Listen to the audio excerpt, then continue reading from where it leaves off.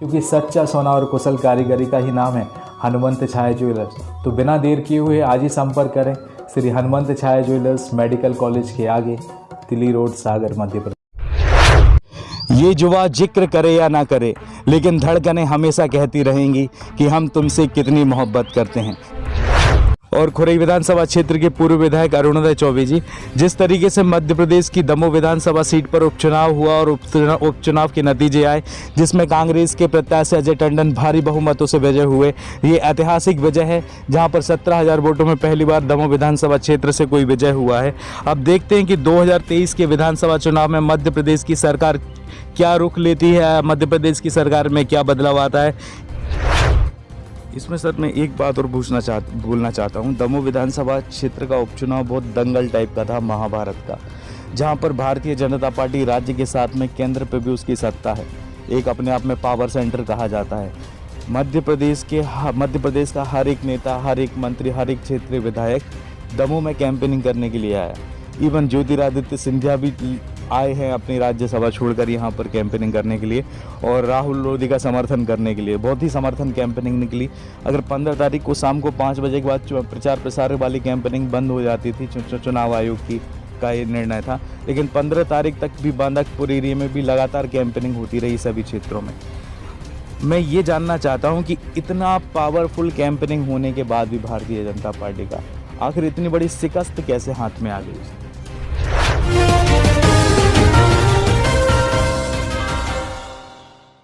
ये जुआ जिक्र करे या ना करे, लेकिन धड़कनें हमेशा कहती रहेंगी कि हम तुमसे कितनी मोहब्बत करते हैं। नमस्कार, मैं हूं आपके साथ में भूपेंद्र सिंह और आप रिपब्लिक सागर मीडिया का एक एक्सक्लूसिव कार्यक्रम देख रहे हैं। मध्य प्रदेश की 230 विधानसभा सीटों में से मात्र एक विधानसभा सीट पर उपचुनाव हुआ था, वो है मध्य प्रदेश की दमोह विधानसभा सीट, जहां पर कांग्रेस के प्रत्याशी अजय टंडन थे तो भारतीय जनता पार्टी की ओर से प्रत्याशी राहुल लोधी थे। हाल ही में दमोह विधानसभा क्षेत्र के उपचुनाव के नतीजे आए हैं, जहां पर भारी बहुमतों से, यानी कि ऐतिहासिक मतों से 17,000 की बहुमत से कांग्रेस के प्रत्याशी अजय टंडन जी जीते हैं। आज हमारे साथ में कांग्रेस के वरिष्ठ नेता और खुरई विधानसभा क्षेत्र के पूर्व विधायक अरुणोदय चौबे जी। सर, बहुत बहुत स्वागत है आपका हमारे इस चैनल में। धन्यवाद। सर, अगर हम दमोह विधानसभा क्षेत्र के उपचुनाव की बात करें तो दमोह विधानसभा क्षेत्र का उपचुनाव बहुत ही सेंसिटिव था, क्योंकि जब है ना मध्य प्रदेश में 28 विधानसभा सीटों पर उपचुनाव हो रहे थे तो अक्टूबर माह में राहुल लोधी ने भारतीय जनता पार्टी का दामन थाम लिया था और कांग्रेस को छोड़ दिया था, सिर्फ मेडिकल कॉलेज के मुद्दे को लेकर। ये सबसे ज़्यादा हाईलाइट था और बहुत कॉन्फिडेंस भी था, लगभग 50,000 के मतों से वो विजय होंगे दमोह विधानसभा सीट में। लेकिन 2 मई का रिजल्ट आश्चर्यचकित करने वाला है, यानी कि ये भी ऐतिहासिक मत हैं जहाँ पर पहली बार कोई 17,000 मतों से विजय प्राप्त हुई है, वो कांग्रेस के अजय टंडन जी हैं। तो आप कैसा माहौल, मतलब आप इसमें क्या बोलना चाहेंगे सर? देखिए सर, प्रथम तो मैं लाइन से थोड़ा सा हट के हमारे जो वरिष्ठ नेता हैं जो थे आदरणीय ब्रिजेंद्र सिंह राठौर जी, हाल ही में उनका देहांत हुआ। वो भी उस चुनाव में ही कोरोना पॉजिटिव हुए और उसके बाद उनकी तबीयत बिगड़ती गई। आज हमारे बीच में नहीं है वो। ये बहुत ही नेक इंसान, बहुत ही स्ट्रेट फॉरवर्ड, जो कुछ है सब साफ कहना, ईमानदार व्यक्ति, बहुत ही अच्छी छवि के व्यक्ति रहे वो। और उनके देहांत से तो हम लोगों को ऐसा लगा कि अपने परिवार का एक सदस्य चला गया, और आज हम उनके लिए श्रद्धांजलि अर्पित करते हैं। उनके परिवार को ईश्वर से प्रार्थना करते हैं कि इस दुख को बहन करने के लिए शक्ति प्रदान करें। तो आपने जैसे दमोह चुनाव के बारे में कहा, देखिए क्या है, दमोह चुनाव वास्तव में एक टिपिकल चुनाव था। और आप बता रहे हैं कि, और मैंने भी देखा, मैं भी 2-3 बार गया दमोह, कि मेडिकल कॉलेज के मुद्दे पर राहुल लोधी चुनाव लड़े थे। देखिए, हमारे बुंदेलखंड की जनता, हमारे प्रदेश की जनता भला ही ना बोले, सीधी है, सच्ची है, पर बेवकूफ़ नहीं है। प्रत्येक व्यक्ति को वहाँ पर मालूम था कि पहली बात तो जो मेडिकल कॉलेज की बात है, कि मेडिकल कॉलेज की घोषणा छतरपुर में भी हुई थी, आज तक नहीं खुला। दमोह में भी उनने कर दी, आदरणीय मुख्यमंत्री जी ने, मामा ने। तो लोगों को ये मालूम है कि जब ये हेलीकॉप्टर में बैठते हैं तो अपने साथ नारियल लेके आते हैं और घोषणाएं करते जाते हैं और उसे पूरा होना नहीं है, एक बात। दूसरा, जनता को सच्चाई मालूम थी कि ये लोग लालच में चले गए। इन्होंने रुपया पैसा लिया है, इन्होंने पद लिया है, इन्होंने अपनी शर्तें रखी और ये लालच में चले गए। राहुल लोधी जी एक समय ये कहते थे कि मुझे कोई नहीं जानता था, मेरी कुछ औकात नहीं थी, और कमलनाथ जी जैसा व्यक्ति, मेरे पिता तुल्य कहते थे, कमलनाथ जी को पिता का दर्जा देते थे। उनके द्वारा मुझे आज ये सब मान सम्मान मिला है और आज मैं जो कुछ भी हूँ कमलनाथ जी के कारण हूँ, और मैं जिंदगी में कभी उनका एहसान नहीं भूल सकता, ना कभी भुलाऊंगा। जनता ने ये सब सुना और बाद में जनता ने जो जनता को करना था, मैं तो दमोह की जनता को, दमोह के मतदाताओं को बहुत बहुत धन्यवाद देता हूं और बधाई देता हूं कि जो कुछ भी है, ये चुनाव जीतने का जो श्रेय है, ये दमोह के समझदार जनता को ही जाता है और कमलनाथ जी जैसे कुशल नेतृत्वकर्ता को ये चुनाव की जीत का श्रेय जाता है। इसमें सर मैं एक बात और बोलना चाहता हूँ। दमोह विधानसभा क्षेत्र का उपचुनाव बहुत दंगल टाइप का था, महाभारत का, जहाँ पर भारतीय जनता पार्टी राज्य के साथ में केंद्र पे भी उसकी सत्ता है, एक अपने आप में पावर सेंटर कहा जाता है। मध्य प्रदेश का हर एक नेता, हर एक मंत्री, हर एक क्षेत्रीय विधायक दमोह में कैंपेनिंग करने के लिए आया। इवन ज्योतिरादित्य सिंधिया भी आए हैं अपनी राज्यसभा छोड़कर यहाँ पर कैंपेनिंग करने के लिए और राहुल लोधी का समर्थन करने के लिए। बहुत ही समर्थन कैंपेनिंग निकली। अगर 15 तारीख को शाम को 5 बजे के बाद प्रचार प्रसार वाली कैंपेनिंग बंद हो जाती थी, चुनाव आयोग का ये निर्णय था, लेकिन 15 तारीख तक भी बांदकपुर एरिया में भी लगातार कैंपेनिंग होती रही सभी क्षेत्रों में। मैं ये जानना चाहता हूँ कि इतना पावरफुल कैंपेनिंग होने के बाद भी भारतीय जनता पार्टी का आखिर इतनी बड़ी शिकस्त कैसे हाथ में आ गई उसकी? देखिए, दमोह की जनता ने ये तय कर लिया था कि हमें टिकाऊ को वोट देना है, बिकाऊ को नहीं देना है, क्योंकि ये तो बिक चुके हैं। और जनता बिल्कुल साइलेंट रही, बिल्कुल चुप रही, जनता ऑब्जर्व करती रही। इन्होंने पूरा प्रशासन लगा दिया था।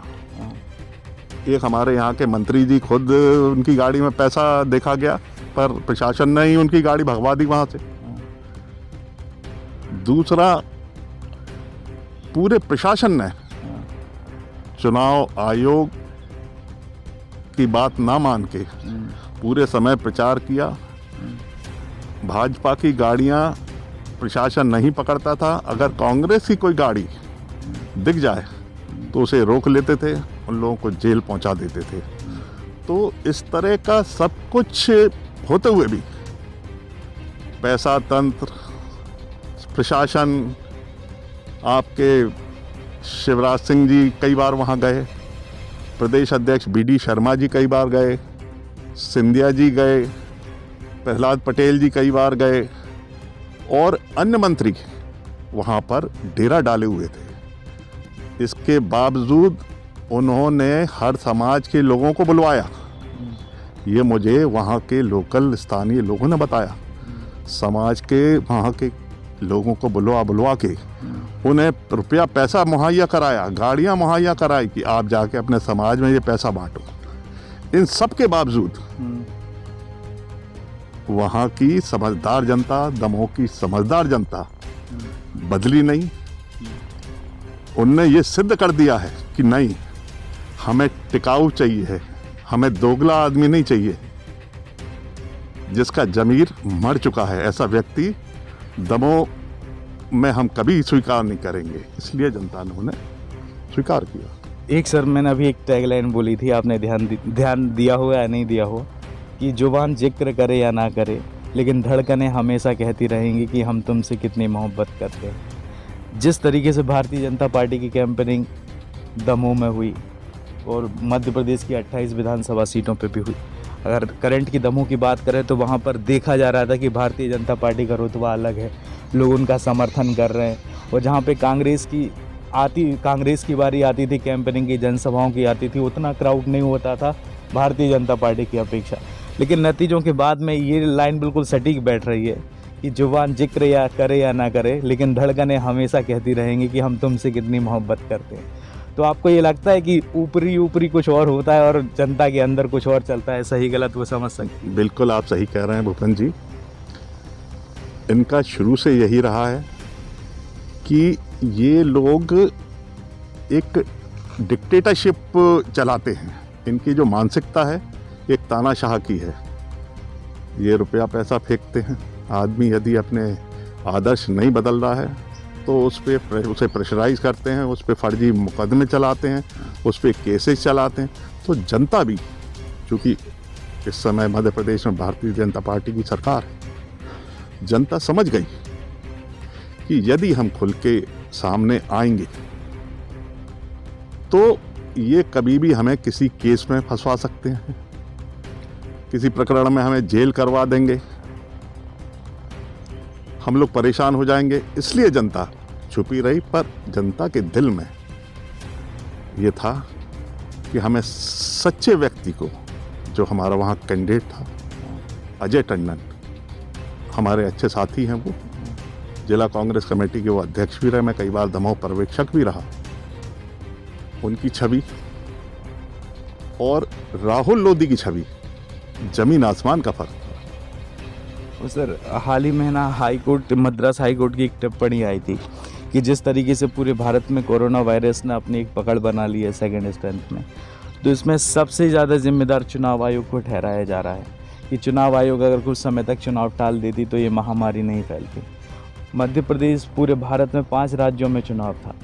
पश्चिम बंगाल हो गया, आपका केरल हो गया, असम हो गया, पुडुचेरी हो गया, और दमोह का, मध्य प्रदेश का दमोह चुनाव हो गया। तो आप इसको जिम्मेदार किसको मानते हैं? चुनाव आयोग को मानते हैं या केंद्र में बैठी केंद्र सरकार को, जो एक सत्ताधारी सरकार है? देखिए, इसमें पूरा दोष केंद्र में बैठी हुई नरेंद्र मोदी सरकार का है, भारतीय जनता पार्टी की सरकार का है। वो चाहती तो ये चुनाव टाल सकते थे, उन्हें पर जनता जनार्दन से कोई मतलब नहीं। आप जियो मरो, उन्हें कुछ लेन देन नहीं है। वो पूरे समय चुनावी मोड में रहते हैं। उन्हें चुनाव लड़के कुर्सी हासिल करना, कुर्सी हासिल करके खूब भ्रष्टाचार करना, करोड़ों रुपए कमाना, फिर जब चुनाव आते हैं तो उसमें पैसा बांटना, उसमें दबाव बनाना। तो उनका सिर्फ ये काम रह गया है, उन्हें इससे कोई मतलब नहीं है। आज जो देश की, आज हमारे मध्य प्रदेश की उपचुनाव के कारण स्थिति ये हुई, दमोह का जो विस्फोट हुआ है उससे पूरा बुंदेलखंड हलाकान हो गया। आज जिस अस्पताल में जाओ वहाँ लाशों के ढेर लगे हुए हैं। देश की जो ये स्थिति हुई है, ये की है, इसका दोषी मैं भारतीय जनता पार्टी के केंद्रीय नेतृत्व को मानता हूँ। अगर वो चाहते तो ये चुनाव टाल देते, पर उन्होंने जनता जनार्दन को नहीं देखा। उन्हें मालूम था कि इस इलेक्शन के बाद, इस इलेक्शन में इतना जबरदस्त विस्फोट होने वाला है इस कोरोना का कि लाशें देखेंगी। और आज हम देखते हैं, ना तो शमशान घाट में जगह है, ना कब्रिस्तान में जगह है, ना अस्पताल में जगह है, ना ऑक्सीजन, कोई तैयारी नहीं थी इनकी। अगर जितनी तैयारी इनने बंगाल में की, शिवराज सिंह जी ने जितनी तैयारी दमोह में की, यदि उतनी तैयारी ये कोरोना महामारी के लिए कर देते तो आज हमें इस दौर से नहीं गुजरना पड़ता। सर, एक सवाल और पूछना चाहता हूं कि भारतीय जनता पार्टी के नेता, मुख्यमंत्री और सभी लोग लगातार कह रहे हैं कि हर अस्पतालों में पर्याप्त ऑक्सीजन है, पर्याप्त वेंटिलेटर है, पर्याप्त बेड है, लेकिन जब लगातार अगर मीडिया हम लोग कवरेज करते हैं तो लगातार ये चीज़ें आती हैं, ना ही अस्पताल में पर्याप्त बेड दिखाई दे रहे हैं, लोग जाते हैं और बेड ना मिलने के कारण वापस आ जाते हैं, ना वेंटिलेटर्स की उपलब्धता है, ना ऑक्सीजन के सिलेंडर की उपलब्धता है। अगर हम प्रैक्टिकल है ना, मतलब ज़मीनी लेवल पे काम करते हैं तो वैसी व्यवस्थाएं नहीं दिखती हैं जिस तरीके से पार्टी और सरकार दावे करती है। लगातार ये भी बोल रहे हैं कि ऑक्सीजन की किल्लत की वजह से कभी मौत नहीं होती, और लगातार आंकड़े भी आते जा रहे हैं कि ऑक्सीजन की कमी की वजह से मौत हो रही है। शमशान घाट एक ऐसी है कि जहाँ से धुआं उठना बंद ही नहीं हो रहा, कतारें लगी हुई हैं लाशों की, और जितने कोरोना प्रोटोकॉल से है ना वहाँ पर अंतिम संस्कार किए जा रहे हैं मुक्ति धामों में, उसके आंकड़े और सरकार के द्वारा आंकड़ों से जब भी हम कंपैरिजन करते हैं तो ज़मीन और आसमान का फ़र्क मिलता है। यानी कि सरकार अगर 10 लोगों की मौत का डिक्लेरेशन करती है तो उसी दिन में कोरोना प्रोटोकॉल से निकले हुए आंकड़े 60 से 70 आते हैं, यानी कि 70 से 80% केसेस छुपाए जा रहे हैं। इस पर आप क्या कहेंगे? देखिए, ऐसा है, ये बात हकीकत है कि ऑक्सीजन की कमी के कारण और आपकी व्यवस्थाएं के कारण अनेकों मौतें हुई हैं और हो रही हैं। हमारे स्वास्थ्य मंत्री जी कहते हैं कि ऑक्सीजन से कोई मौत नहीं हुई। अरे वो क्या कहेंगे, उनके क्षेत्र में रायसेन में खुद जो कोविड की जांच कर रहा है वो माली कर रहा था। उन्हें कुछ नहीं मालूम, किसी को कुछ नहीं मालूम। सरकार जो है वो फेल हो गई है। आज ना तो ऑक्सीजन पर्याप्त है आपके पास, ना आपको बिस्तर मिल रहे हैं, ना आपके डॉक्टर्स हैं, डॉक्टर्स की भी बहुत कमी है, ना आपको दवाइयाँ मिल रही हैं, आपको ना वैक्सीनेशन की व्यवस्थाएं हैं। सरकार पूरी तरह चौपट हो चुकी है। अब तो जनता को खुद ही सोचना पड़ेगा, वो जनता खुद ही अपनी व्यवस्था कर रही है। अब मैं देख रहा हूँ, आज ही मैंने जब फेसबुक खोला तो मैंने अपने क्षेत्र के बारे में मैंने देखा, किसी ने बहुत अच्छा कमेंट किया था कि जब मकान गिराने हो, लोगों पे केस बनाने हो, तब मंत्री जी और उनके भतीजे क्षेत्र में दिखते हैं, नहीं तो नहीं दिखते। आज ये बताइए कि कौन से अस्पताल को मॉनिटरिंग कर रहे हैं खड़े होकर वहाँ पर? हमें तो कहीं नहीं दिखे।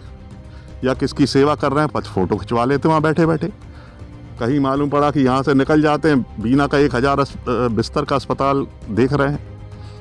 भैया पहले यहाँ मेडिकल कॉलेज की स्थिति ठीक कर दो, भाई साहब तिल्ली हॉस्पिटल की स्थिति ठीक कर दो। यहाँ लाशों के ढेर निकल रहे हैं। आप ठीक है, जो 1000 बिस्तर का अस्पताल आ रहा है उसे आप निश्चित ही बनाइए, पर उससे पहले आप यहाँ बुंदेलखंड मेडिकल कॉलेज जो सागर में हमारा है, बुंदेलखंड का एकमात्र मेडिकल कॉलेज, और जो तिल्ली हॉस्पिटल है सागर का डिस्ट्रिक्ट, उसकी आप व्यवस्थाएं कर दें, उसके बाद फिर वो करें, वो भी करते रहिए। पर आपका इस ओर कोई ध्यान नहीं है। बड़ी मुश्किल से मैं रोज़ देख रहा हूँ, यहाँ पर भी उनने आके फ़ोटो खिंचवाए, उद्घाटन किया और एक कोविड हॉस्पिटल खोला खुरई में। वहाँ आप जाके, भूपेंद्र जी आप स्वयं जाके देखिए कि क्या स्थिति है वहाँ पे। ऑक्सीजन आपकी पर्याप्त नहीं है, बेड आपको मिल नहीं रहे। ऐसे कई लोग हैं जिनके मैं नाम बता सकता हूँ आपको, कि जिनको जो वहाँ जाके एडमिट हुए थे और दवाई के अभाव में, ऑक्सीजन के अभाव में जिनकी जब सांसें टूटने लगी, उन्होंने मुझे फ़ोन लगाया। मैंने जैसे तैसे जो भी मैं अफोर्ड कर सकता था, मैंने किसी के सागर में प्राइवेट हॉस्पिटल में एडमिशन कराया, किसी के भोपाल प्राइवेट हॉस्पिटल में एडमिशन कराया, तो जो भी मैं कर पाया। पर यहाँ का जो माहौल जो है, ये पूरा मुझे लगता है कि मध्य प्रदेश में ये शोबाजी ज़्यादा कर रहे हैं। शाम को आ जाएंगे और दूरदर्शन पे आके, टीवी पे आके, चैनल पे आके अपना ज्ञान पेलने लगेंगे। मैंने पहले भी आपके इस पे चैनल पे कहा था कि इससे अच्छा ये है कि ये फील्ड में आए और वास्तव में इंतज़ाम कराएं। आज हमें याद आती है और मध्य प्रदेश की जनता ये इस बात को याद करने लगी है कि कुछ भी है, यदि आज कमलनाथ सीएम होते तो मध्य प्रदेश की ये नौबत कभी नहीं आती। सर, आप इस क्षेत्र के विपक्षी नेता हैं, आप कांग्रेस के नेता हैं, और अभी है ना खुरई विधानसभा क्षेत्र में भारतीय जनता पार्टी के प्रत्याशी, मतलब भारतीय जनता पार्टी के भूपेंद्र सिंह विधायक हैं। पूछना तो नहीं चाहिए, लेकिन मैं आपसे पूछता हूँ कि हालांकि आपकी नज़र में स्थानीय नेता यानी कि यहाँ के विधायक का कितना नेतृत्व रहता है, कितनी बार विजिट करते हैं यहाँ दमोह खुरई के विधायक?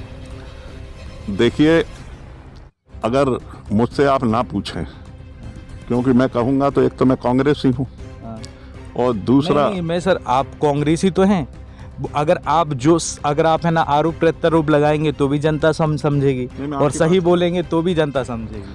नहीं, देखिए, ये बात यदि आप जनता से पूछें, ये आते हैं कभी मेहमान जैसे उद्घाटन करेंगे चले जाएंगे। इनके एक भतीजे राजा हैं, वो पूरे पे राज कर रहे हैं।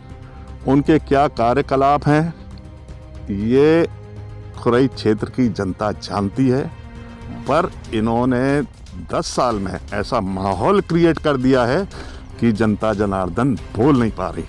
अब की बार मुझे विश्वास है, ये मेरी कोई मजबूरी नहीं है कि मैं अगला चुनाव लड़ूं या ना लड़ूं, कोई भी लड़े, पर यदि ये चुनाव लड़ते हैं तो इन्हें समझ में आ जाएगी कि खुरई की जनता इन्हें क्या जवाब दे। सर 2018 का विधानसभा चुनाव, 2018 के विधानसभा चुनाव के बाद मध्य प्रदेश का उपचुनाव और फिर मध्य प्रदेश का दमोह विधानसभा का उपचुनाव, अब 2023 में होने वाले विधानसभा चुनाव का एक इंडिकेशन दे रहा है। तो अब 2023 के विधानसभा चुनाव में मध्य प्रदेश की सरकार को किस तरीके से देखते हैं और क्या बदलाव आने वाला है? देखिए, बादल बन चुके हैं, माहौल बन चुका है। आज चाहे केंद्र शासन कह लें, हम शासित दिल्ली कह लें, चाहे मध्य प्रदेश कह लें, चाहे कोई भी राज्य कह लें, आज स्थिति ये है कि इनकी गलतियों के कारण, भारतीय जनता पार्टी की सरकारों की गलतियों के कारण आज ये देश की स्थिति बन गई है। आज जहां देखो, जहां खबरें सुनो, सब अशुभ खबरें आ रही हैं कि फलाने की मृत्यु हो गई, ढिकाना मर गया, फलाने को जगह नहीं है अस्पताल में, ऑक्सीजन की कमी है, दवाइयाँ नहीं है। तो पूरी तरह ये सिस्टम फेल हो चुका है। और आज इतने लंबे लॉकडाउन के कारण वैसे ही रोजगार नहीं था, आपने रोजगार छीना। आज मजदूरों के पास, जो कई ऐसे लोग हैं जो रोज कुआं खोदते हैं और रोज पानी पीते हैं, आज 15 दिन से, 10 दिन से, फिर 15 दिन रहेंगे। जो महीनों घर रहेगा वो खाएगा क्या? तो इसमें असंतोष फैल रहा है लोगों में। जो ये लोग कहते हैं, कोई बात होती है, राम मंदिर की बात करने लगते हैं, हिंदू मुसलमान की बात करने लगते हैं, पाकिस्तान की बात करने लगते हैं। तो ये भ्रमित करते हैं लोगों को। अब जनता इस भ्रम में नहीं आने वाली। जनता समझ गई कि हमें सुख शांति चाहिए, हमें रोजगार चाहिए, हमारे हाथों को काम चाहिए। और 10 साल में जनता ने ये देख लिया है कि ये किसी काम के नहीं है। निश्चित ही, जैसे कि अभी बंगाल का आपने रिजल्ट देखा, बेचारी ममता दीदी एक तरफ नायलॉन की चप्पल पहने, एक सफेद साड़ी पहने हुए, और प्रधानमंत्री, उनके अध्यक्ष, राष्ट्रीय अध्यक्ष, सारे कैबिनेट मिनिस्टर्स, मुख्यमंत्री, हमारे मम्मा भी यहाँ से गए थे वहाँ पर, और भी कई मंत्री यहाँ से गए थे। धन, बल, प्रशासन, ईडी, सीबीआई, सीआरपीएफ, सब कुछ तुमने लगा दिया। उसके बाद कितने पे रह गए थे ये? मेरे ख्याल से 85 सीट भी इन्हें नहीं मिल पाई। 292 टोटल विधानसभा सीटें थी, 148 पे बहुमत था। लेकिन आप समझते हैं कितनी सीटें आई हैं का बात? नहीं, ये क्या है कि बंगाल की जनता को मैं प्रणाम करता हूँ आपके चैनल के माध्यम से, कि बंगाल की जनता कितनी समझदार है। ना तो वो पैसे में बही, ना इस प्रेशर में बही। उसने देख लिया कि ये फर्जी लोग हैं। तुम यहाँ मुसलमानों को गाली दे रहे थे, वहाँ तुम बांग्लादेश चले गए। वहाँ बांग्लादेश में कहने लगे कि हमने आपकी आज़ादी में बड़ा योगदान दिया। अब ये कौन सा योगदान इन्होंने दिया और कौन सी गिरफ्तारी दी, आज तक कोई वो रिकॉर्ड नहीं ढूंढ पाया। तो इस तरह की आप ये फर्जी जो बातें आप करोगे तो जनता का विश्वास उठ जाएगा। आपने कहा था कि हम 2 करोड़ लोगों को रोजगार देंगे, 15-15 लाख रुपए देंगे, हम देश नहीं बिकने देंगे। रोज आप देश बेच रहे हो। ये तो धन्यवाद है बंगाल की जनता को। अगर बंगाल में सरकार बन जाती तो वो हावड़ा ब्रिज बेच देते मोदी जी। तो जनता समझ चुकी है, सबको जान चुकी है। जनता चाहती है जियो और जीने दो। एक आखिरी सवाल सर, दमोह विधानसभा में राहुल लोधी जब कांग्रेस से भारतीय जनता पार्टी में आए थे तो इसका दोष बोल रहा है, मतलब प्रदेश अध्यक्ष कमलनाथ को बार बार दे रहे थे कि वो युवाओं को मौका नहीं देते। हालांकि वो खुद एक युवा प्रत्याशी थे और कांग्रेस की तरफ से चुनाव जीतकर विधायक भी बने। लेकिन जब पहले लगातार कांग्रेस की ओर आरोप लगा रहे थे कि इस वजह से वो भारतीय जनता पार्टी में आए और इस मुद्दे को लेकर वो चुनाव लड़ रहे हैं, मेडिकल कॉलेज को लेकर चुनाव लड़ रहे हैं, प्रदेश के विकास को लेकर चुनाव लड़ रहे हैं, प्रदेश के बेरोजगार युवाओं को लेकर चुनाव लड़ रहे हैं। जब चलो ये तो ठीक है, इन मुद्दों को लेकर उन्होंने चुनाव लड़ा, लेकिन अगर उनके हाथ में झोली में अगर हार आ गई तो हार भी उनको स्वीकार करनी थी। लेकिन हार आने के बाद फिर वो भारतीय जनता पार्टी के नेताओं को जिम्मेदार बनाने लगे कि उन्होंने अपनी जिम्मेदारी नहीं निभाई। भारतीय जनता पार्टी के पूर्व मंत्री जयंत मलैया को जिम्मेदार ठहरा दिया गया कि उनकी वजह से राहुल लोधी चुनाव हारे। तो आपको क्या लगता है, इसमें भारतीय जनता पार्टी के नेता और अंदरूनी तकरार है कि उनकी खुद की छवि है राहुल लोधी? देखिए क्या है, राहुल लोधी को मैं व्यक्तिगत जानता हूँ, मेरा बड़ा सम्मान करता था। हम लोगों ने, माननीय कमलनाथ जी ने एक विश्वास करके एक नए लड़के को आगे निकाला, आज विधायक बनाया। टिकट नहीं देते तो कहाँ से ये विधायक बन जाते। और जो ये बात करते हैं कि युवाओं को कमलनाथ जी मौका नहीं देते थे, मैं आपको बताना चाहता हूँ, आपके चैनल को बताना चाहता हूँ कि ये पहली बार के तो विधायक थे। जहाँ तक युवाओं का सवाल है, जीतू पटवारी हो, चाहे सुखदेव पांसे हों, हर्ष यादव हों, आपका तरुण भानोट हों, लखन घनगौरिया हों, ऐसे बहुत से लोग हैं जो आज हमारे कैबिनेट में हैं। चूँकि वो पहले भी विधायक रह चुके हैं और 2 बार के विधायक हैं, ये पहली बार के विधायक थे। अगर ये 2 बार के होते तो हो सकता है ना भी कमलनाथ जी बिल्कुल मौका देते हैं। और अगर कैबिनेट पे मौका नहीं दिया तो कहीं ना कहीं निगम में मौका देते, कुछ ना कुछ करते कमलनाथ जी। ये कहना बिल्कुल झूठ है कि कमलनाथ जी युवाओं को मौका नहीं देते। आज जो मैंने नाम गिना है, इसके अलावा और भी कई हैं जो युवा हैं और हमारे मध्य प्रदेश के कैबिनेट में रहे, क्योंकि वो 2 बार विधायक रह चुके थे। तो हम लोग तरवर लोग से क्या नाम अपना राहुल को एक अच्छा व्यक्ति समझते थे। ये लड़का अच्छा है, हमें उम्मीद भी थी कि आगे जाके ये पार्टी के लिए और प्रदेश के लिए कुछ कर गुजरेगा। पर ये पता नहीं इसकी मानसिकता कैसी थी या क्या इसके मन में था, या भारतीय जनता पार्टी के चक्कर में आके ये इन्फेक्टेड हो गया, संक्रमित हो गया। तो उसके बाद आरोप पे आरोप लगाने लगा, हमारे आदरणीय कमलनाथ जी पे आरोप लगा दिया।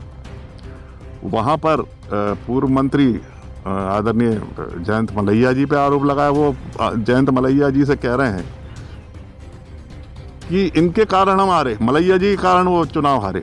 मलैया जी के कारण चुनाव हारे? आज एक बात बताएं, 17,000 से यदि मलैया जी कांग्रेस के प्रत्याशी को जिता सकते हैं तो मलैया जी को निश्चित ही आज प्रदेश का मुख्यमंत्री बना देना चाहिए।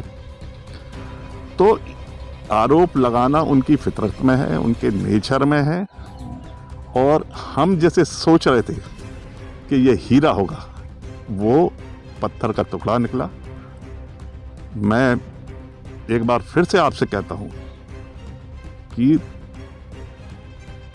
उस समय जब ये कांग्रेस से जीते थे, एक तो पार्टी की नीतियां थी हमारी पार्टी की, दूसरा कमलनाथ जी का नेतृत्व था, तीसरा वहाँ की जनता, दमोह की जनता ने सोचा चूंकि कांग्रेस की ओर से ये टिकट दिया गया है, निश्चित ही ये लड़का अच्छा होगा। जनता नहीं पहचान पाई थी, इसलिए जनता ने जिताया। पर यहाँ आके भारतीय जनता पार्टी में आके इनकी हकीकत खुल गई।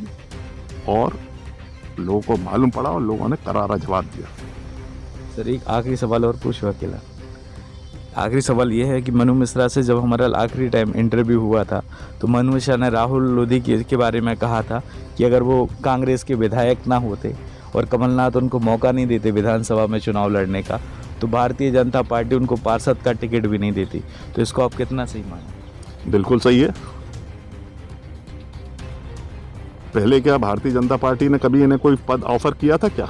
नहीं किया, क्योंकि ये विधायक कांग्रेस पार्टी ने बनाया, कमलनाथ जी ने इन्हें टिकट दिया था, विधायक बने, इसलिए इनकी वैल्यू बढ़ी और इन्होंने अपना जात दिखा दी, खून दिखा दिया, इनने अपने आप को दिखा दिया। इनने वहाँ के लोग कह रहे थे, लोधी समाज के लोग कह रहे थे कि इनने अपनी लोधी समाज को बदनाम कर दिया। लोधी समाज तो बड़ी बहादुर कौम होती है और जो एक बार बात हो जाए उससे नहीं पलटते। आज हमारे बीच में हमारे बंडा के विधायक भी हैं, हमारा छोटे भाई जैसा है तरवल लोधी, वो चाहते तो वो भी चले जाते और कोई ऐसे संपन्न परिवार का भी नहीं है, एक किसान का बेटा है, पर उसने अपना जमीन नहीं बेचा। तो ये सब मिला के जो गलतियां जो है पूरी राहुल लोधी की गलतियां हैं और जब खुद ही आदमी गलती करेगा या खुद ही व्यक्ति में गलती हो तो हम किस पे आरोप लगाएं? सर एक सवाल और है, जिस तरीके से अभी हमारा आपसे लास्ट इंटरव्यू हुआ था तो इस कोरोना महामारी में आपने डिक्लेयर किया था कि आज काफ़ी लोगों की मदद करेंगे और जन सेवा के लिए आप आगे आए थे, उसका हमने इंटरव्यू भी बनाया था और काफ़ी लोगों का रिस्पांस भी आया। तो सर मैं जानना चाहता हूं कि अभी तक कितने लोगों की मदद कर चुके हैं और कितने लोगों की यहाँ पर क्वेरीज आ चुकी है आपके पास? मुझे इस बात का सौभाग्य मिला है और आपके चैनल को मैं बहुत बहुत धन्यवाद और बधाई दूंगा कि आपके द्वारा जो मेरा नंबर उन तक पहुंचा, जनता जनार्दन तक, तो लोग रोज अनेक संख्या में किसी ना किसी समस्या के बारे में मुझसे चर्चा करते हैं और जो भी संभव मेरी मदद हो। जैसे अब कुछ लोग हैं हमारे खुरई शहर के जो बेचारे गरीब लोग हैं, असहाय लोग हैं, उन्होंने गेहूं की मांग करी थी तो मैंने उनसे लिस्ट बुलवा ली। जो भी ऐसे लोग हों, जो भी संभव होगा मैं उनके लिए करूंगा। मैंने गेहूं भी पैक करा लिया है, बोरियां पैक करा ली हैं। संभवतः कल से मैं जो भी संभव होगा जहां मैं कर सकूंगा और जो ऐसे लोग हैं जिनके पास कुछ नहीं है उन्हें मैं सप्लाई करूंगा। कुछ लोग ऐसे आए कि इसमें हम पे कुछ नहीं बचा, हम मजदूरी को नहीं गए और हमारे यहाँ शादी है, उनकी भी मैंने मदद की। हाल ही में कुछ परिवार हैं, इंदौर में है, पीतमपुर में है, कुछ दिल्ली में है, उनकी खबर आई थी कि भैया हमारे पास आने के लिए किराया नहीं है, आप हमें मुहैया करा दें। वो भी मैंने प्रयास करके उन तक पहुंचा दिया है। तो ऐसे मामले, रात में कल 2 बजे एक फ़ोन आया था, कोई बहुत ज़्यादा सीरियस था, एक हमारे यहाँ पास उजनेट गाँव में, तो उसकी भर्ती के लिए मैंने बात करी थी हॉस्पिटल, उसकी भर्ती हो गई। कुछ लोग इधर हमारे क्षेत्र के हैं या बीना के हैं या आसनर यावली वगैरह के हैं, आसपास जो भी हमसे बन रहा है। और मुझे इस बात का बड़ा गर्व है कि मेरे द्वारा ऐसे समय में मैं लोगों के काम आ पा रहा हूँ। इसमें कोई हमारी राजनीति नहीं है कि मैं कोई राजनीति अपनी चमकाना चाह रहा हूँ, ये तो दिल की बात है। और मैंने पहले भी कहा था, मैंने पहले ये कहा था, चाहे वो कांग्रेस का व्यक्ति हो, कांग्रेस का ना हो, अन्य किसी पार्टी का हो, अगर हमें ना चाहता हो, पर मेरे लायक जो भी सेवा है मैं उनके लिए बिल्कुल करने को तैयार हूँ। तो मुझे इस बात का सौभाग्य प्राप्त हो रहा है कि मैं लोगों की सेवा कर रहा हूँ। सर बहुत बहुत धन्यवाद चैनल के साथ में जुड़ने के लिए। जैसा कि आपने अभी देखा कि अभी हमारे साथ में थे कांग्रेस के वरिष्ठ नेता और खुरई विधानसभा क्षेत्र के पूर्व विधायक अरुणोदय चौबे जी। जिस तरीके से मध्य प्रदेश की दमोह विधानसभा सीट पर उपचुनाव हुआ और उपचुनाव के नतीजे आए, जिसमें कांग्रेस के प्रत्याशी अजय टंडन भारी बहुमतों से विजय हुए। ये ऐतिहासिक विजय है जहाँ पर 17,000 वोटों में पहली बार दमोह विधानसभा क्षेत्र से कोई विजय हुआ है। अब देखते हैं कि 2023 के विधानसभा चुनाव में मध्य प्रदेश की सरकार क्या रुख लेती है मध्य प्रदेश की सरकार में, क्या बदलाव आता है, ये तो समय ही बताएगा। जिस प्रकार से अरुणोदय चौबे जी से डिस्कशन हुआ दमोह विधानसभा क्षेत्र के उपचुनाव को लेकर, सरकार की चुनाव को लेकर, सरकार की रणनीतियों को लेकर, अब इससे लगता है कि अब इसको देखकर लगता है कि परिवर्तन संसार का नियम है। अब जनता समझ चुकी है कि परिवर्तन लाना जरूरी है। जिस प्रकार मध्य प्रदेश में भारतीय जनता पार्टी की सरकार है, भारतीय जनता पार्टी की रणनीति प्रोटोकॉल जनता ने 10 से 15 साल तक बहुत देख लिया। हो सकता है कि 2023 के विधानसभा चुनाव में कुछ एक नया बदलाव आपको देखने के लिए मिले। लेकिन फिलहाल इस एपिसोड में इतना ही। मैं भूपेंद्र सिंह ठाकुर रिपब्लिक सागर मीडिया की ओर से आप सभी से विदा लेता हूँ। जय हिंद, जय भारत। ज्वेलरी खरीदना कोई बड़ी बात नहीं है, बिना नुकसान के खरीदना चाहिए। टाइम पर खाए बिना, सेहत पर ध्यान न देकर, फैमिली के लिए समय न देकर, मेहनत से कमाया हुआ पैसा क्या ऐसे ही जाने दे सकते हैं? सोना क्या सिर्फ सजने संवरने की चीज़ है? बच्चा पैदा होने से लेकर बड़ा होने तक हर प्रकार से हम उसके लिए सेविंग करते हैं। सोना, चांदी, हीरा या किसी भी प्रकार की सेविंग स्कीम हो, आखिर आपकी मेहनत का ही पैसा है। आपके परिवार के एक सदस्य की तरह बता रहा हूँ, एक ज्वेलरी को लेने के लिए पूरा दिन लग जाता है। दामों को कम से कम 4 दुकानों से कंपेयर कीजिए। मार्केट में मिल रहे अलग अलग ऑफर्स को अपने दिमाग में रखकर कंपेयर कीजिए। आखिर कोई भी ज्वेलरी हो, सही दाम से 1 रुपये भी ज़्यादा ना दे, आखिर आपके मेहनत का ही तो पैसा है। इन्हीं सब बातों को ध्यान में रखते हुए सागर शहर में श्री हनुमंत छाया ज्वेलर्स लेकर आया है आभूषणों की एक अनुपम श्रृंखला। हीरा, सोना, चांदी या किसी भी प्रकार के आभूषण हो, ग्राहकों के विश्वास को कभी नहीं टूटने देता, क्योंकि सच्चा सोना और कुशल कारीगरी का ही नाम है हनुमंत छाया ज्वेलर्स। तो बिना देर किए हुए आज ही संपर्क करें श्री हनुमंत छाया ज्वेलर्स, मेडिकल कॉलेज के आगे, तिली रोड, सागर, मध्य प्रदेश।